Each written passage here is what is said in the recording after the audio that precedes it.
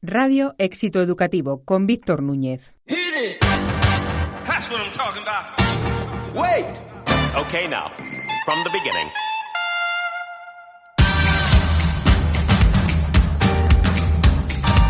Radio Éxito Educativo, el podcast para los que deciden en la educación.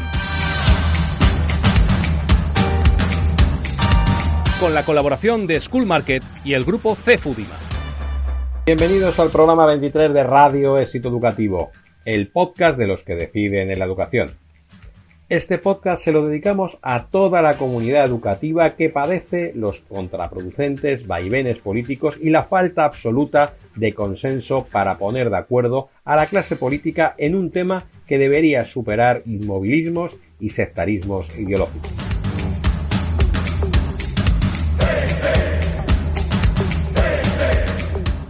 En este programa contamos en primer lugar con la sección Desde el Estrado, donde el profesor y periodista Luis Miguel Belda comentará los cambios legislativos que afectan a la educación especial.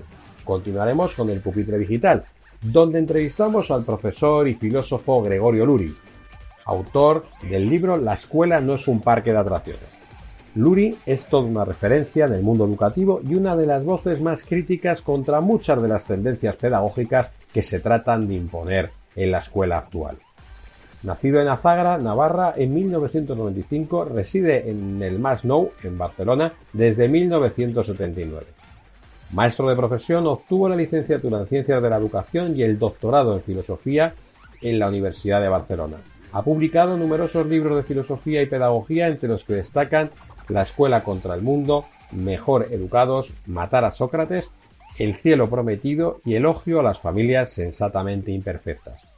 Actualmente colabora con el proyecto de educación Aprendemos Juntos. Cerraremos el programa, como siempre, con Julián Martín y su sección ¿Qué tecnología para qué educación? ¡Comenzamos!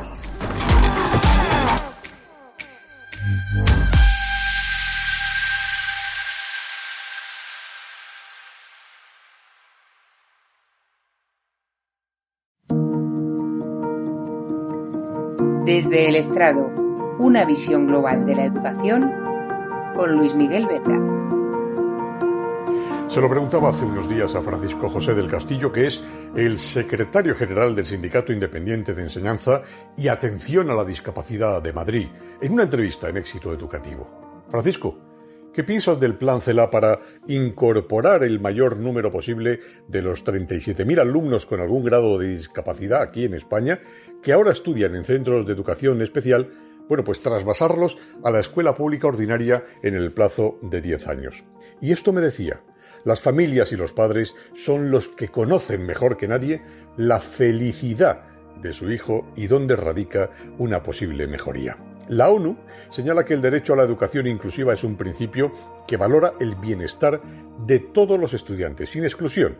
Lo hace de la mano del Comité de la Convención sobre los Derechos de las Personas con Discapacidad, cuyo ideario y propósito abandera en España una organización como es el CERMI, el Comité Español de Representantes de Personas con Discapacidad. En este punto, el CERMI ofrece una visión particular al ponerse de frente a la ley CELA, al asegurar que no ofrece garantías en la libertad de elección de las familias con hijos con discapacidad para elegir la modalidad educativa, siendo la última palabra la de la Administración. Esta declaración textual de hace apenas unos días, en la que el CERMI defiende por un lado la libertad de elección, y la libertad de elección es poder elegir que mi hijo con discapacidad se eduque en un colegio público o en un colegio concertado o privado de educación especial, esta opinión parece, y subrayo esto de parece, y verán ustedes por qué, porque tampoco estoy seguro, parece colisionar con esta otra declaración formulada también por el CERMI el 12 de enero de 2019, hace un año, cuando exigía entonces acabar con los itinerarios alternativos como el de la educación especial que, aseguraba el CERMI, separa a los alumnos con dificultades de aprendizaje de los otros alumnos.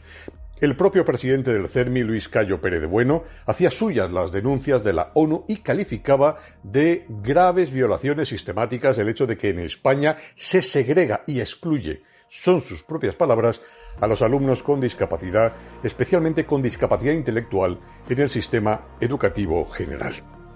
Cito al CERMI porque es, a día de hoy, la principal organización de representación de las personas con discapacidad en España, y lo que diga es muy tenido en cuenta, en particular por el colectivo de personas implicadas. Bueno, pues entre ellas ha surgido, hace unos pocos meses, un movimiento que liga con aquello que decía antes de que parece, y solo parece, que el CERMI está por la libertad de elección del modelo educativo por parte de los padres con hijos con discapacidad, y al mismo tiempo parece ser a favor del proceso de inclusión en la escuela pública ordinaria que se propone la ley CELA, que ya está en trámite, ya lo saben. Bueno, tanto es así que un conocido actor, José Luis Izquierdo, más conocido como el Mago More, padre de escolar con discapacidad, lidera la plataforma Inclusiva Sí, especial también, que denuncia la aparente posición, dicen, ambigua del CERMI.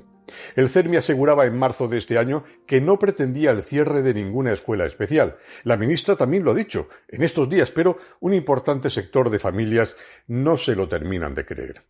En un vídeo que suma ya nada menos que más de 100.000 visualizaciones, el Mago More, con sentido del humor, denuncia esto por medio de la célebre canción de Luis Fonsi, donde él mismo altera la letra y canta lo siguiente: si oís que el CERMI estatal no quiere cerrarlos, que sepáis que lo que quiere hacer es vaciarlos despacito. Mencionaba antes a la ONU y sus declaraciones sobre la inclusividad, sobre el papel, y si la redacción es preciosista y sugestiva, bueno, pues todo se desliza del modo más, ¿cómo diría?, cautivador, diría que hasta del modo más apasionante y revitalizador de una sociedad, como es este el caso. Como es el caso de una Constitución española, la nuestra, que garantiza y avala en su artículo 47 el que todos los españoles tienen derecho a disfrutar de una vivienda digna y adecuada, por ejemplo. Esa es la textualidad de la tinta corrida sobre el papel, pero ¿es la realidad de la realidad? A la vista está, de todos, que la realidad es otra realidad distinta del papel, por muy papel cuché que sea. Ya verán por qué digo esto.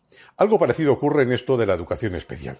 La inclusividad, el que niños con autismo, con TEA, con síndrome Down, por ejemplo, compartan la misma aula que un niño sin discapacidad alguna, que aprendan a convivir juntos y a crecer juntos, es, sobre el papel, un escenario idílico, poco menos que el paraíso. La realidad es la que señala el Mago More, cuyo hijo Marcos no puede controlar que se le caiga la baba, lo dice él mismo. Mi hijo está sufriendo y no quiere ir a ese tipo de colegios, los ordinarios, los colegios ordinarios.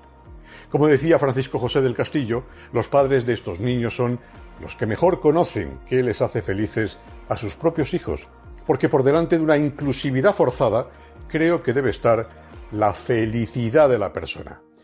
Una palabra, y me he preocupado en comprobarlo: felicidad, que curiosamente no recoge el texto de la Constitución española y que curiosamente también ni siquiera la Convención de los Derechos de las Personas con Discapacidad de Naciones Unidas.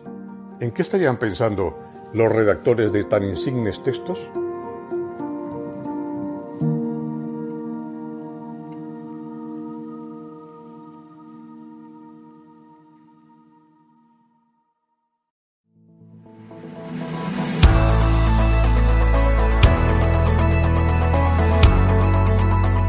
El pupitre digital.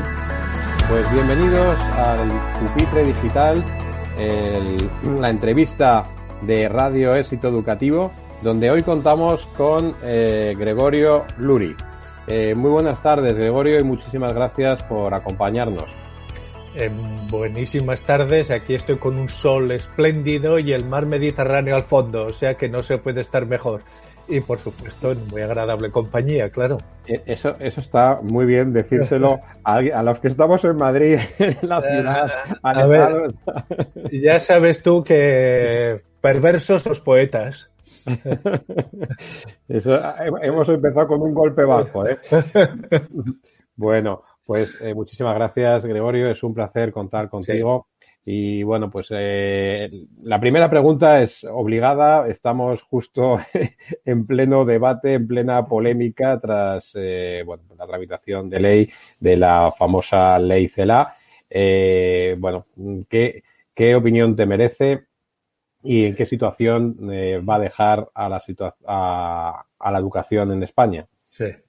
Pues mira, más que entrar en los puntos concretos que podemos entrar, y hay puntos discutibles, y alguno pues que incluso no tengo reparo en alabarlo. Pero más que entrar en el contenido concreto de la ley, lo que realmente me preocupa es otra cosa. Y es la recepción de una ley más. Es la 8ª ley de la democracia. Y la recepción, tanto para los que se han manifestado en contra como para los que no se han manifestado, es la sensación de otra ley provisional más. Otra ley provisional más. Oí ayer a la presidenta de Madrid decir que en la Comunidad de Madrid iban a elaborar una nueva ley para impedir que los aspectos más negativos de la ley CELA entrase en funcionamiento en la comunidad. Si eso se hace, seguro que por parte del PSOE se recibirá como otra ley provisional más. No estamos hartos, por favor, no estamos hartos ya de provisionalidades educativas, porque la manera como, más allá de los debates ideológicos, periodísticos y todo este ruido que se organiza siempre alrededor de una nueva ley, más allá de eso está el hecho concreto del profesor, el profesor que entra al aula. Y el profesor que entra al aula, estoy convencido que lo hace con la sensación de que él es el definitivo y los políticos son interinos, ¿no? Y eso, esa sensación de que diga lo que diga la ley, vete a saber lo que dura, me parece que es lo peor que le puede ocurrir a cualquier ley. Esa sensación de provisionalidad permanente. Y a esa provisionalidad también se le suma también una falta de consenso, no digo ya político, por parte de todas las fuerzas políticas, sino que pues la mayor parte de las fuerzas, bueno, tanto patronales como incluso sindicatos, tampoco parece que se hayan sentado a participar, ¿no? en la elaboración. Digamos honestamente que no se lo ha puesto fácil nadie, ¿no? Es decir, porque desde el primer momento la coalición gobernante tuvo claras cuáles iban a ser sus apoyos. Entonces, por ejemplo, la opción por el PNV en contra de y no por Ciudadanos, pues suponía, bueno, pues unas determinadas o priorizar unas determinadas alianzas. En cualquier caso, más allá de el rechazo que puede tener legítimamente en determinados sectores de la población, lo que a mí me preocupa es el apoyo. ¿Qué apoyo cuenta? ¿Apoyo firme? Créanme, ninguno. Porque no apoya una ley aquel que la recibe con una sensación de provisionalidad. Y llevamos mucho tiempo sin que haya en las escuelas un apoyo claro hacia las leyes que se van aprobando. Y básicamente las razones de esta falta de apoyo son en que la mayor parte de los docentes no reconocen su práctica en los debates que están teniendo lugar. ¿En cuántos artículos? A mí, por ejemplo, que el prólogo de la ley arremeta contra la ley anterior me parece, además de poco elegante, poco inteligente, ¿no? Y después que dices, en qué artículo se encuentran reflejados los problemas reales que te encuentras con un docente? Yo recorro muchísimas escuelas a lo largo del año y os aseguro que hablo con muchísimos docentes. Y los problemas que me cuentan, sus incertidumbres, sus dudas, sus inquietudes, no las veo recogidas en absoluto en una ley. Una ley educativa no tendrá consenso hasta que no se identifiquen bien los problemas reales de nuestros centros docentes. Y la identificación objetiva de esos problemas no será posible si no nos atrevemos a hacer un libro blanco riguroso que recoja exactamente el estado de la cuestión.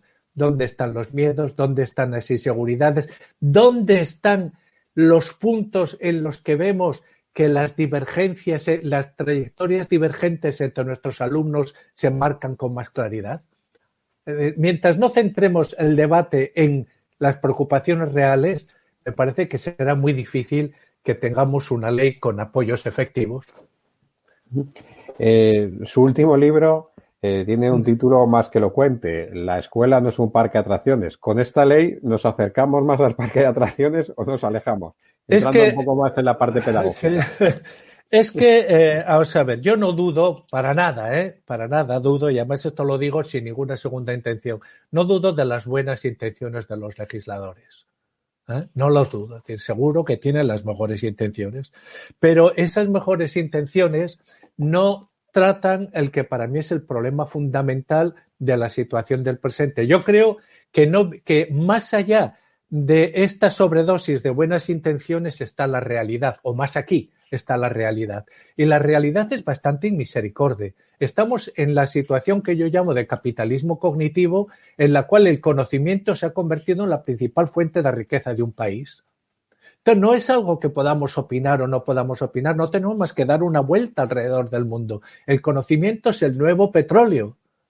Entonces, ¿dónde están esos recursos para fomentar el conocimiento cuando más bien lo que hay es susceptibilidades hacia el conocimiento? Está, sin duda, el propósito de intentar ayudar a aquellos que tienen dificultades para seguir, de intentar que la mayor parte de nuestros alumnos no se queden descolgados y pues accedan a estudios medios o superiores. Pero en la práctica después nos encontramos con que a esos alumnos que se los trata más vigilando su estado emocional que su estado cognitivo, y no digo que no se deba tratar, sino que es más una cosa que otra, después los abandonamos de manera inmisericordia en la puerta de la escuela. Le decimos, soluciónate tú la vida, ¿no? ¿Cuál es el porcentaje de ninis que tenemos? Pues ronda el 20%. ¿Cuál es el porcentaje de alumnos que encuentran dificultades serias a la hora de leer un texto mínimamente complejo? Supera el 20%. Entonces, todas esas palabras que me parecen, insisto, que están formuladas con la mejor intención, después lo único que consiguen de manera efectiva es abandonar a alumnos sin competencias reales en la puerta de la escuela, porque se diga lo que se diga, todos los datos nos indican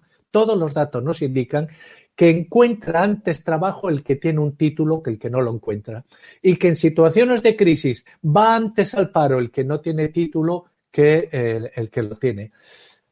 Esa es la realidad. Si queremos enmascararla para resaltar nuestras buenas intenciones, quizás nos estemos ganando un puesto de primera fila en el paraíso de las palomas ingenuas. Pero la realidad es bastante inmisericordia ahí.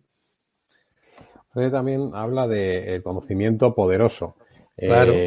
¿Cómo casa esto del conocimiento poderoso con unas leyes o con unas corrientes que incluso el propio director del informe PISA habla de arrumbar el conocimiento memorístico y demás? Pues mire, de Schleicher yo le pediría que dijera en Europa las mismas cosas que dice cuando visita China. Porque me parece bastante...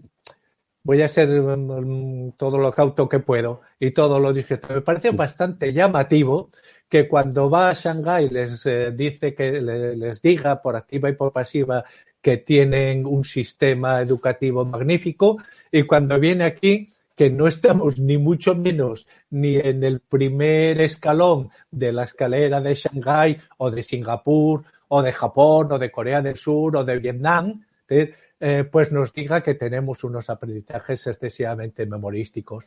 O cuando recientemente estuvo en la escuela Micaela en Londres, pues despidió con todas las alabanzas del mundo, eso era un trabajo serio, riguroso, etcétera, etcétera, y después cuando nos ponemos a hacer alabanzas o a hacer análisis de lo que pasa en España, pues nos estén diciendo lo que para mí son, digamos que argumentos con poco soporte empírico. Mire, en educación y PISA pasa una cosa muy curiosa.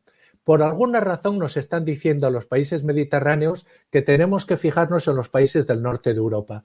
Y eso quiere decir que no nos fijemos en la franja central.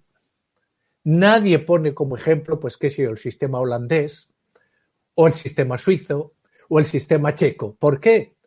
Porque contradice no los datos, sino la ideología con la cual se está elaborando PISA.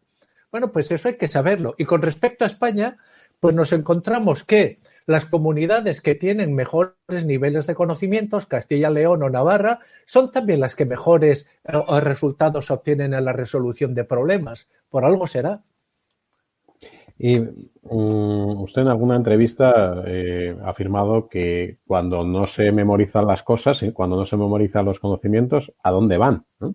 Pues efectivamente, eso a mí me parece terrible el actual desprestigio de la memoria, porque pero parece una pregunta obvia, ¿no? Sí, pero mira, ¿cuándo fue? El jueves o el viernes un periodista me entrevistaba de una manera muy militante hablándome otra vez de la famosa lista de los Reyes Godos, que es el ejemplo que se pone, ¿no?, para desprestigiar la memoria. Es que la lista de los Reyes Godos... Yo tengo 46 años desde la EGB y no la estudié.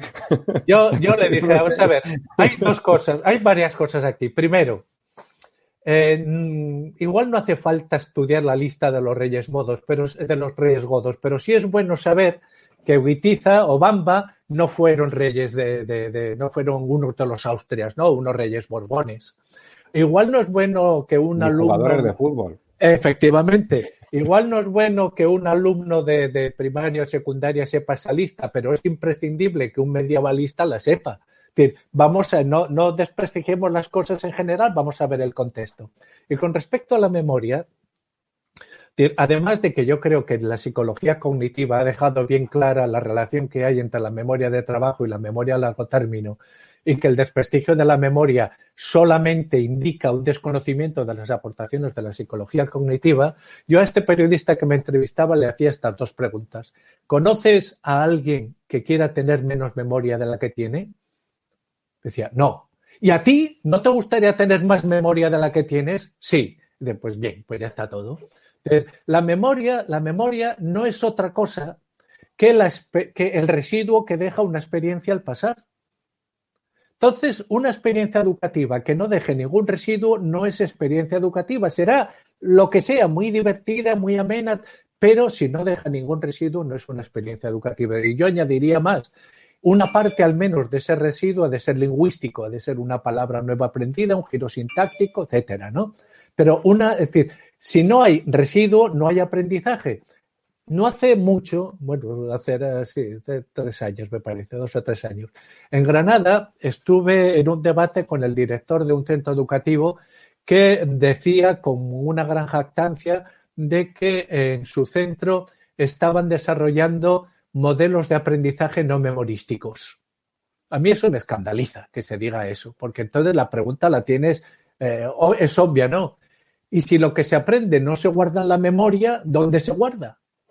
Porque si hay aprendizaje es que algo se ha guardado. Si no se guarda en la memoria, mire usted, hoy por hoy me parecen más modernos y más innovadores los viejos escolásticos que hablaban de las potencias del alma como memoria, entendimiento y voluntad que los pedagogos posmodernos que nos dicen que para qué vamos a aprender nada si resulta que está todo en Twitter. En Twitter no está todo, en Twitter está todo revuelto, que es distinto. Y por lo tanto, sí. No, esto conecta justo con la siguiente pregunta que le quería plantear, que bueno, parece que, o sea, tiene que haber una corriente que arrolle, ¿no?, con la transformación digital, ¿no? Y que tiene que haber una digitalización, que además se confunde a veces digitalización o tecnología con innovación. Entonces, efectivamente. Conectando con Twitter, las redes sociales y, bueno, pues también los estudios que alertan de una disminución incluso de la inteligencia, ¿no? No solamente de adicciones, etcétera, entre menores. ¿Qué les diría a los directivos de los centros, a los dirigentes en general, sobre esa, digamos, fascinación por la tecnología? O sea, a ver, yo primero soy un acérrimo defensor de las nuevas tecnologías. Estamos ahora utilizándolas. Me parece maravilloso. El sábado pasado mantuve una charla con Cúcuta en Colombia, que estaban organizando el Día Internacional de la Filosofía.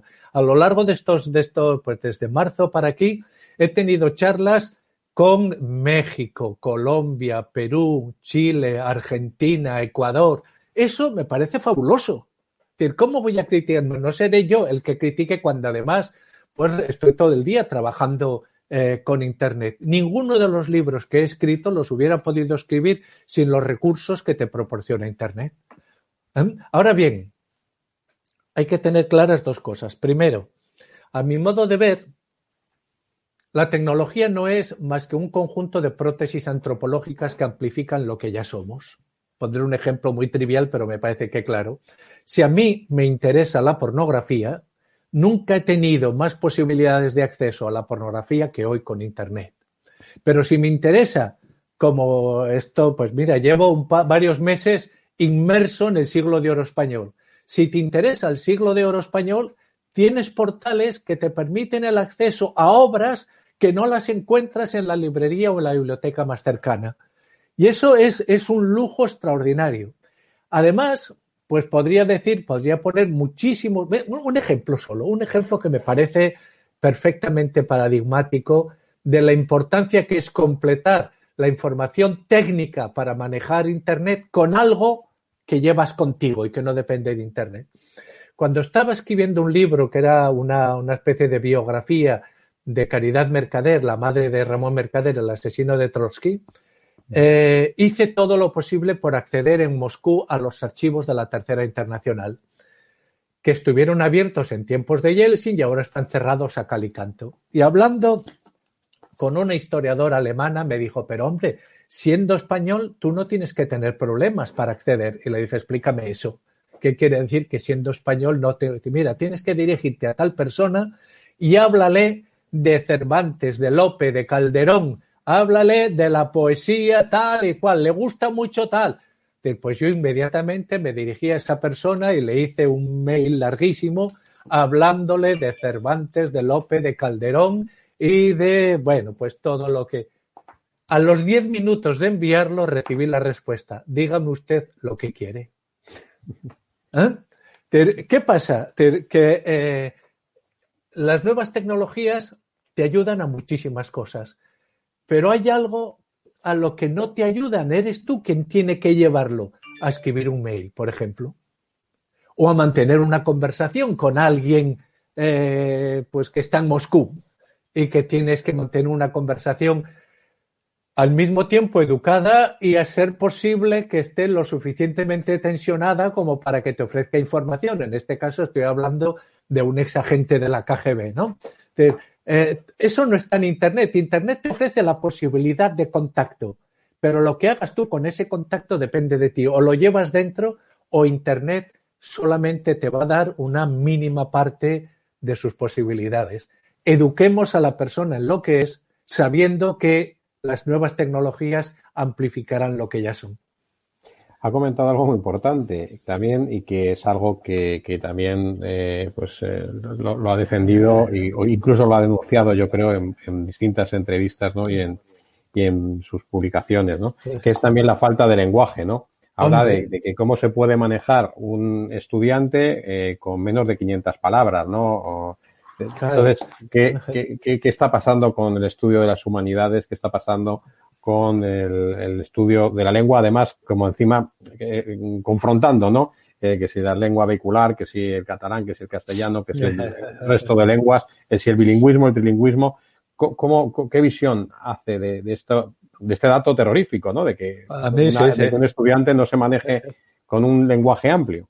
Has comentado antes algo que es muy, muy interesante y al mismo tiempo muy inquietante, y es el descenso de los test, de los resultados de los test de inteligencia en lo que llevamos de siglo en una serie de países. Eso debería... El efecto Flynn. Efectivamente. Eso debería llamarnos poderosamente la atención, ¿no? Porque ahí hay un índice que, por mucho que se diga, por mucho que hoy no esté bien visto hablar de cociente intelectual, resulta que aquellos que de manera, digamos, natural tienen más capacidades para adaptarse a lo nuevo son precisamente aquellos con un cociente intelectual más alto. Digamos que los que tienen un cociente intelectual más alto ya llevan una serie de competencias de serie, que les va a permitir adaptarse. Por eso, por ejemplo, en China cada vez se valora más a la hora de contratar no la inteligencia emocional, sino la inteligencia estricta, ¿no? el cociente intelectual, porque saben que son más capaces de aprender contenidos nuevos y adaptarse también a lo nuevo. Y por eso tenemos que cuidar muchísimo a aquellos alumnos que no tienen un cociente intelectual tan alto, pero se lo podemos enriquecer con los instrumentos adecuados. ¿Y cuál es el principal instrumento? El lenguaje. El lenguaje es importante por tres razones. Primero, porque es nuestra cultura en acto. Aquello de lo que no sabemos hablar, no lo sabemos. Podemos tener una idea vaga, pero nuestro lenguaje es nuestra cultura en acto. Segundo, porque el lenguaje es lo que nos permite, un lenguaje que sea rico, es lo que nos permite ponernos en contacto con los diferentes especialistas de las distintas áreas. Por eso es importante crear una cultura común que sea lo más rica posible, para que no haya nadie que se quede descolgado de la posibilidad de contacto. Y cuando hablo de descolgarse, estoy hablando tanto de los que tienen niveles bajos como de los que tienen niveles altos. Si no cuidamos bien el lenguaje común, estamos creando reinos culturales de taifas, cada uno encerrado en sí mismo. Y después hay otro elemento que es esencial también. Yo creo que Platón tenía razón cuando defendía la dialéctica, ¿no? La dialéctica, que es la capacidad, en definitiva, de ver en la pluralidad una unidad y analizar las pluralidades que hay en una unidad. Y del todo al uno y del uno al todo, ¿no? De las partes a la... Eso nos lo proporciona de manera natural el lenguaje. Si no conoces, si tienes una pobreza lingüística, te mueves pues en un contexto cultural en el que es muy difícil realizar estas operaciones. Por lo tanto, insisto, bueno, por eso ya lo decía, pues mira, todos los neurofisiólogos rusos, Luria en primer lugar, insistieron por activa y por pasiva, Vygotsky, que está tan de moda, insistieron por activa y por pasiva que inteligencia y lenguaje son lo mismo. ¿Qué inteligencia puede tener una persona o qué capacidad de conocimiento tiene una persona que tiene un vocabulario coloquial, el vocabulario con el que se mueve en el mundo de 600 palabras? Es decir, esos son simplemente y tienen algo así como un kit de subsistencia lingüística, porque es que además el problema más grave de la ignorancia es que no es consciente de sí misma.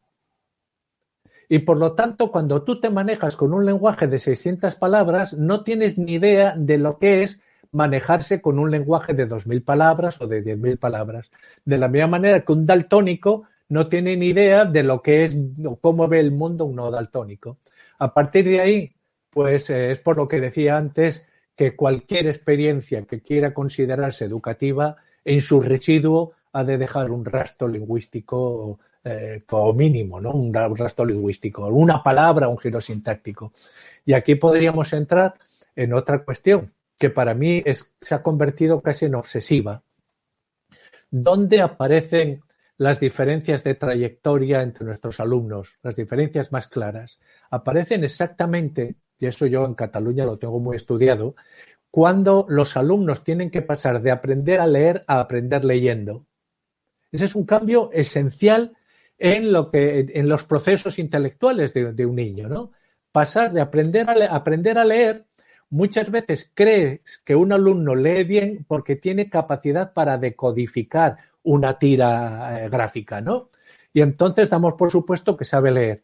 Pero aprender leyendo es otra cosa muy distinta, porque exige comprender un texto, y comprender un texto es situar el texto en un contexto. Eso es comprender. Cuanto más amplio es el contexto, mejor lo entiendes, el texto, y más rápidamente desarrollas tu competencia lingüística. A partir de ahí, pues nos descubrimos qué es lo que estamos descubriendo, que es en tercero y cuarto de primaria, donde aparecen las divergencias que después se confirman al final de la escolaridad. Podemos decir que con bastante seguridad, y eso con cualquier maestro que hablemos nos lo confirmará, en tercero y cuarto podemos prever con bastante seguridad cuáles son los alumnos que fracasarán al final de su escolaridad. Con lo cual, ¿cómo compensa la escuela las diferencias culturales familiares? Esa debería ser la principal obsesión de una ley educativa. Pero esto es tremendo, ¿no? Porque, o sea, si se tiene tan claro, además, si se focaliza entre tercero y cuarto, o sea, sería una herramienta, o sea, ese diagnóstico sería clave para evitar el fracaso escolar. Eso creo yo. ¿Y por qué no nadie hace nada? Ay, Dios mío. Mire, le voy a poner un ejemplo para mí muy doloroso. Luis Lizasoain, que es un investigador, además de una magnífica persona, un investigador muy serio, ha hecho en el País Vasco un estudio que a mí me parece, lo conoces, a mí me parece el estudio más interesante que se ha hecho sobre resultados escolares en España. Pues bien, una vez que tenemos identificados los centros de mayor eficiencia en cualquier nivel socioeconómico, el segundo paso sería ver qué tienen en común. Sí, lo que se llama benchmarking, ¿no? En el ámbito empresarial.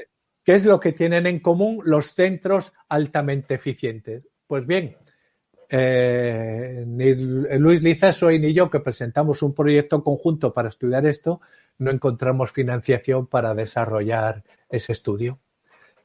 Para mí me parece que sería que todo el mundo debería estar, una vez que tienes ahí identificado lo difícil, cuáles son los centros con nombre y apellido que tienen unos rendimientos superiores a aquello que te permitiría esperar teniendo en cuenta su nivel socioeconómico, pues una vez que los tienes identificados con nombre y apellido, ¿por qué no ponernos a estudiar las prácticas concretas? Porque a mi modo de ver, cada vez está más claro que el éxito o el fracaso educativo no tiene que ver tanto con grandes metodologías, sino con las prácticas concretas, inmediatas, directas que se llevan en los centros.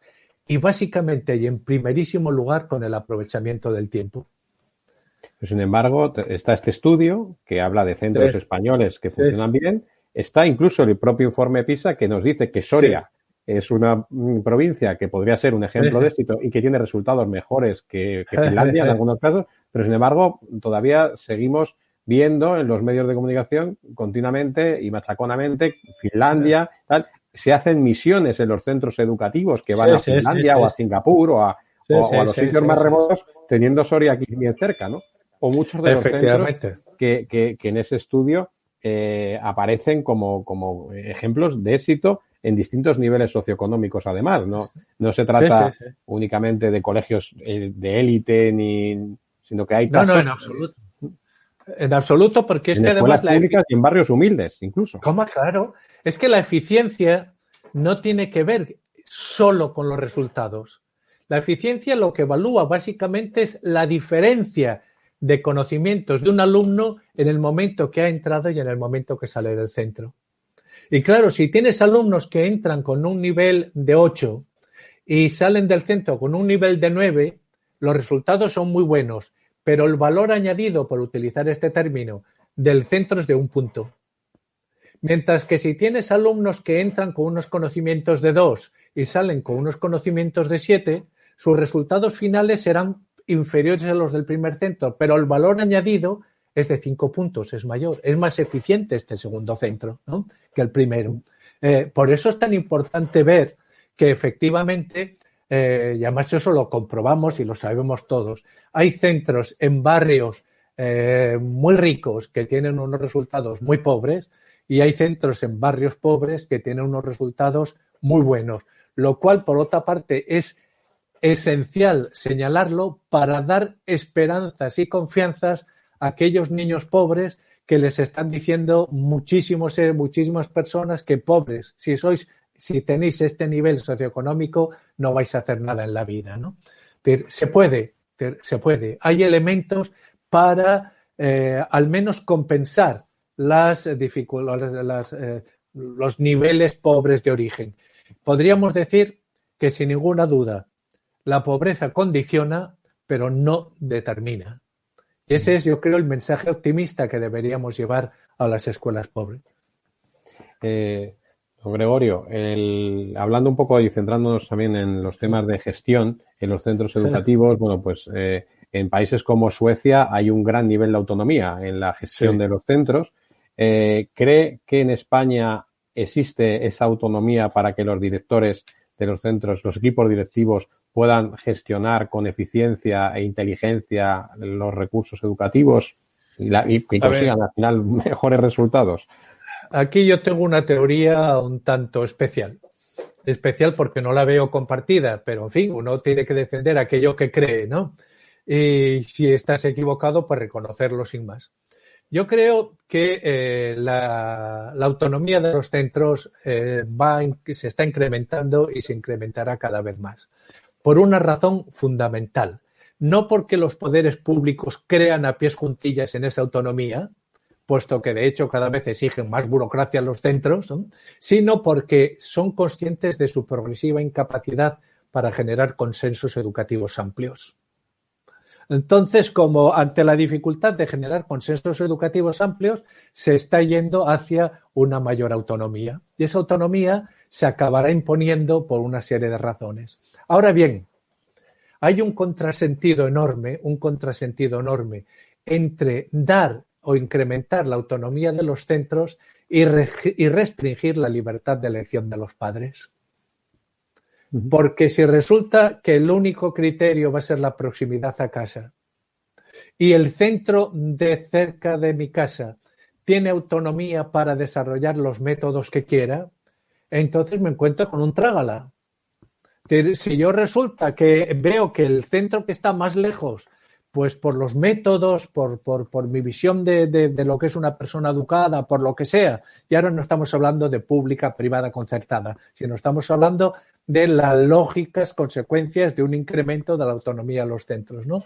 Pues entonces, si no tengo posibilidad de elección, que además sería el criterio de evaluación más objetivo, pues estoy engañándome a mí mismo. ¿Por qué? Porque estoy dando una autonomía que en la práctica no tiene la repercusión o el potencial que debiera tener. Creo, además, que una autonomía no debería estar reñida en absoluto con una evaluación final rigurosa. Que la autonomía debiera ser, escucha, tú tienes que llegar hasta aquí, tú partes de Cádiz y tienes que llegar a Santiago de Compostela, yo te voy a evaluar si llegas a Santiago de Compostela o te quedas en Ciudad Real. Yo te voy a evaluar si llegas. Ahora bien, llega como te parezca.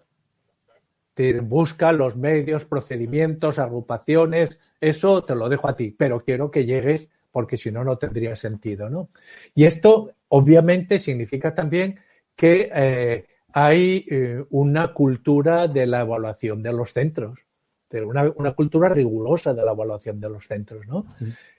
Que yo creo que en estos momentos aún no tenemos. ¿Y esa autonomía no podría tender o confundirse a veces con una atomización? En vez de... Claro. Pero, a ver, en toda medida que hagamos política en sentido amplio, toda medida que hagamos en política puede ser pervertida cuando tienes unas intenciones torcidas. Bueno, eso ya decían los viejos que echa la ley, echa la trampa, ¿no? Claro que sí. En política es difícil encontrar causas inmaculadamente buenas. Siempre hay la oportunidad para que la persona taimada obtenga un beneficio en su propio provecho. Pero, insisto, cuando un sistema escolar tan centralizado como el de Francia se reconoce a sí mismo incapaz para generar consensos y, por lo tanto, para recuperar la vieja escuela republicana francesa, y además se están produciendo fenómenos tan curiosos como resulta que en Francia, la Francia laica, sean las escuelas católicas las que están creciendo precisamente porque están compitiendo con las escuelas públicas en los barrios más marginales, pues merece la pena estudiarlo. Cuando resulta que en Inglaterra, que ya sabe usted que todos los años hacen públicos los baremos de resultados de los centros. Llevamos ya varios años que son escuelas musulmanas femeninas las que están obteniendo los mejores resultados, pues habrá que analizarlo. Entonces, es que lo que no podemos hacer es ponernos una especie de vela de buenas intenciones en los ojos que nos vea la realidad únicamente desde la perspectiva de nuestra moralina. Tenemos que atrevernos a mirar cara a cara. Cuando la primera escuela musulmana que se abre en Francia, de esto estuve hablando yo con ellos, le ponen el título, el nombre de la escuela, la réussite, el éxito, Yo les pregunté. Nos gusta en un medio que nos llamamos éxito educativo. Ahí va, pues el éxito, la réussite. Y yo les pregunté, ¿por qué? Me contestaron, porque el primer deber de un musulmán francés es ascender socialmente. Bueno, pues ya está todo dicho, ¿no? Y dentro de los aspectos de la gestión de los centros educativos, usted que visita muchos colegios, ¿qué aspecto, más allá de la parte pedagógica, cree que debería también mejorar? ¿O cree que están bien gestionados en general? Porque, o sea, hay otras organizaciones que están muy profesionalizadas. La respuesta es clarísimamente es que no. No me imagino ninguna empresa mínimamente seria dirigiéndose con los criterios que funciona un claustro de profesores. O sea, seamos honestos. O sea, eso es un titular, ¿eh? Bueno, pero seamos honestos. Esto es, tienes, por ejemplo, esa incapacidad para avanzar con tus propias conclusiones, ¿no? Cuando llegas a un claustro de profesores, o un profesor de una manera muy gráfica me dice, mi claustro es el claustro de la marmota. Siempre estamos con aquella película, siempre estamos discutiendo las mismas cosas, efectivamente. Siempre se están discutiendo las mismas cosas por una incapacidad para crear cultura propia, para asumir tus propias prácticas. Es decir, nos falta una cultura real de prácticas reflexivas. Ese es, yo creo, el elemento clave. Y tenemos que ser conscientes. Es decir, los maestros, los profesores, ¿compraríamos acciones de una empresa cuyo consejo de dirección funciona con los criterios de nuestro claustro? Pues, don Gregorio, siempre terminamos esta entrevista del Pupitre Digital con una misma pregunta, y es, ¿cómo cree que es el mejor centro educativo del mundo? ¿O cómo debería ser el mejor centro educativo del mundo? La respuesta es muy fácil. Es aquel en el que todo el mundo sabe por qué está haciendo lo que está haciendo en este momento. Muy sencilla. Sencilla que no simple. O sea, efectivamente. Es una respuesta que da también mucho que pensar. Pues, don Gregorio Luri, es un placer, es una auténtica clase magistral escucharle. Desde aquí recomendamos también su último libro y, bueno, todas sus reflexiones y artículos y todo lo que hace por el mundo de la educación, que muchas veces no va dentro de la corriente más trendy, que se diría ahora, ¿no? Bueno, aquí tengo que interrumpirte, ¿eh? Aquí tengo que interrumpirte, porque uno de los problemas educativos de España es que tendemos a creer que nuestros problemas internos son problemas universales. Como los vivimos con tanta intensidad, pues tendemos a pensar que, claro, si nosotros nos oponemos a la educación diferenciada, en todo el mundo mundial la gente se opone a la educación diferenciada. Pues resulta que, por ejemplo, las feministas socialdemócratas de Berlín la apoyaron desde el primer momento, ¿no?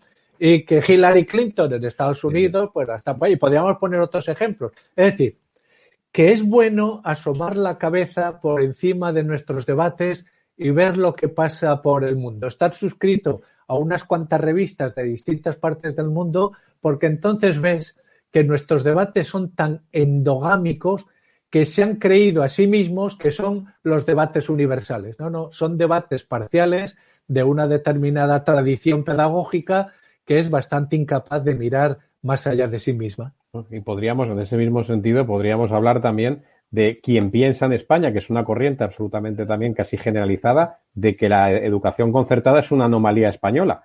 Cosa más absolutamente lejana de la realidad y que la vemos desde Suecia hasta en cualquier país europeo, ¿no? Y en Estados Unidos. En Canadá, que es tan alabada, ¿no? El país, especialmente por nuestra socialdemocracia, pues tienes incluso dentro de determinadas escuelas la posibilidad de elegir lo que quieres. Y en Nueva Zelanda el sistema público te ofrece las dos vías, ¿no? Pues muchísimas gracias, don Gregorio. Un placer. Y ya sabe dónde tiene éxito educativo para poder, como siempre, compartir sus interesantes reflexiones y desde aquí informaremos también de sus nuevas publicaciones, que seguro que no va a parar. Seguro que no. Muchísimas gracias. Gracias, hasta siempre.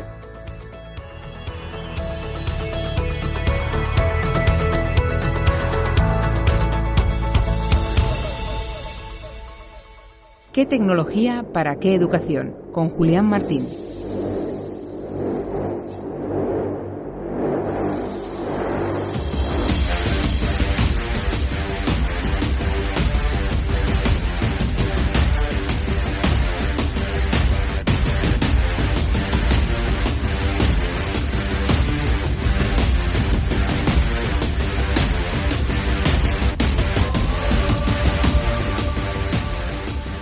Hoy hablaremos de gamificación, y lo haremos desde una perspectiva que para muchos puede ser inesperada. Sí, se puede gamificar sin tecnología, porque la gamificación no implica tecnología necesariamente, y esa es también otra de las grandes confusiones que son muy habituales en torno a ella. Es cierto que la mayor parte de experiencias de gamificación en las escuelas actualmente cuentan con algún elemento tecnológico, pero hay otras opciones. Conviene recordar que gamificar la experiencia educativa no significa utilizar un videojuego educativo o utilizar una tecnología parecida al videojuego. Gamificación es un término acuñado recientemente, pero muchas de las técnicas y tácticas que se pueden englobar en él se han utilizado tradicionalmente en las escuelas. Y lo veremos con un caso sacado de la propia memoria de quien les habla, y que se remonta nada menos que a la escuela de alrededor del año 1980. Fíjense si sus efectos han sido duraderos, que aún están presentes tantos años después. Porque este ejemplo vital tiene que ver con una de las tareas de la escuela, el entrenamiento de los estudiantes para adquirir determinadas competencias o construir ciertos conocimientos. Y lo veremos con una comparación muy clara. Vamos a ello.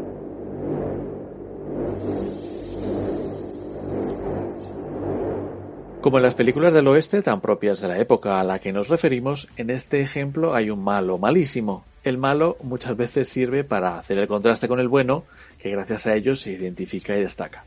En nuestro ejemplo de gamificación de alrededor del año 80 del siglo pasado, el malo de esta película será cómo se repasaban las operaciones aritméticas de los estudiantes de primaria en un aula de la época. Los pequeños estudiantes de 8 o 10 años temíamos el momento en el que el riguroso profesor de matemáticas que teníamos en el colegio hacía los repasos públicos y orales de operaciones y aritméticas sencillos a los que debíamos enfrentarnos. Los estudiantes deben practicar y ejercitarse de manera repetida para así automatizar los procesos matemáticos del álgebra y adquirir la competencia. Pero la manera que les voy a describir, siendo seguramente efectiva, dejaba una emoción negativa duradera. La escena es la siguiente. Estudiantes en un aula huevera, todos mirando desde sus sitios al profesor que está sentado en su mesa dirigente, armado con un lápiz con el que golpea la mesa para dirigir la dinámica que les cuento a continuación. El docente enunciaba una operación, por ejemplo, 3 por 4 o 7 más 9 o 2 más 5 multiplicado por 3, etc. El primer estudiante, según el orden en el que estábamos colocados en los pupitres, debía responder inmediatamente a la pregunta. Si no respondía inmediatamente, o su respuesta era errónea, el profesor golpeaba su mesa con el lápiz como un juez que dicta sentencia y pasaba el turno al estudiante siguiente. Así sucesivamente hasta dar unas cuantas vueltas a la clase. Hay que aclarar también que el docente de estos recuerdos infantiles no brillaba especialmente por cuidar la motivación de los estudiantes, más bien lo contrario, tendía a criticar amargamente a los que no respondían bien o se quedaban en blanco. Con todo ello lo que conseguía es que muchos estudiantes que eran brillantes se pusieran nerviosos y, como diríamos popularmente, no daban pie con bola. La tensión se cortaba en el ambiente. Todos los estudiantes queríamos evitar quedar señalados por el profesor y ser objeto de sus comentarios negativos y hasta burlas y escarnios, y no había aliciente ninguno.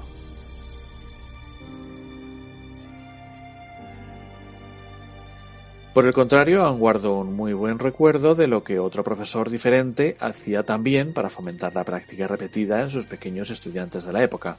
En este caso estamos ante otro contenido complejo, las formas de los tiempos verbales, nada más y nada menos.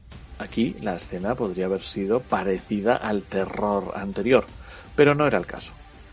La diferencia está en dos aspectos. En primer lugar, el profesor, en este caso, era mucho más amable y dulce y buscaba ayudar a todos, a pesar de que nos ponía a competir entre nosotros, porque ese es el segundo aspecto, la dinámica que utilizaba. La explicaré. Igual que en el caso anterior, el docente preguntaba en voz alta. Aquí, por ejemplo, primera persona del singular del pretérito indefinido del verbo cantar, o segunda persona del plural del presente del subjuntivo del verbo jugar, etc. También de la misma forma que en el caso anterior, el estudiante al que le tocaba la pregunta por turno debía responder inmediatamente. Hasta aquí vemos prácticamente lo mismo, pero además del talante del docente, ¿dónde estaba la diferencia? En el hecho de que los estudiantes no estábamos colocados de la manera tradicional en nuestros pupitres, sino que hacíamos una fila, todos de pie, ordenados luego de un rato del juego, según nuestro mérito. La dinámica que utilizaba este profesor cuando un estudiante respondía correctamente a una pregunta que había sido fallada por otros compañeros, los adelantaba en la fila. La primera vez que jugamos sí que estábamos ordenados como se hacía entonces, alfabéticamente, por apellidos, pero después de varias preguntas ya había algunos cambios. Este era un juego al que dedicábamos breves sesiones de alrededor de 10 minutos por clase, igual que en el caso anterior, pero las preparábamos de manera muy diferente. Siempre negativo, nunca positivo. Parafraseando al gruñón entrenador autor de esta frase, el viejo profesor de matemáticas del año 80 hacía su trabajo pero colocaba a los estudiantes en una situación de temor. Estudiábamos pero por miedo a fallar y a que se nos criticara en público. El también viejo profesor de lengua conseguía que nos preparáramos para el juego con ilusión, porque lo que queríamos era adelantar a nuestros iguales y subir en el escalafón. En el primer caso buscábamos evitar el error. En el segundo caso lo que queríamos era brillar. Y no nos daba miedo equivocarnos o fallar, porque enseguida tendríamos otra oportunidad, que es, en definitiva, de lo que se trata. Así que ya ven que hasta en una escuela sin medios de ningún tipo, en medio del desierto, la selva o la montaña, sin conexión a internet, sin luz ni techo, es posible gamificar. Apuntado queda el ejemplo.